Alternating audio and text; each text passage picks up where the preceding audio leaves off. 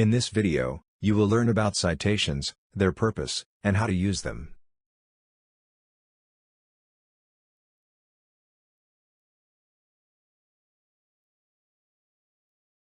A citation tells your readers that specific material in your work has come from another source.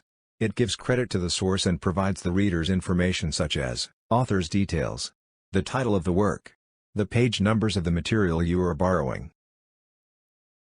You should always give credit to the original author by citing sources, as this will help you in avoiding plagiarism. However, there are various other reasons to cite sources. Citations tell the readers where the ideas have come from.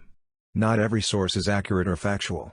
Proper citation helps you from taking the rap for someone else's bad work. Citing sources demonstrates the research work you have done. Citing sources gives you credibility. Various scholarly and professional organizations have developed their ways of citing information.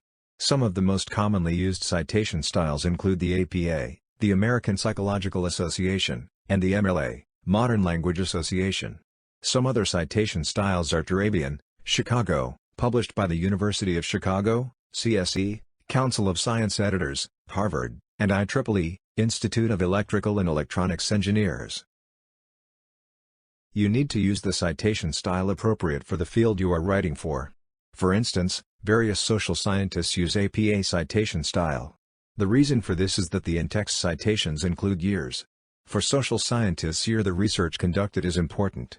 Similarly, every field has an appropriate citation style that contains important details. In academic writing, information is cited in two ways, with in-text citations and a bibliography. In-text citations are citations that are inserted in the text of the paper. They provide information about the source.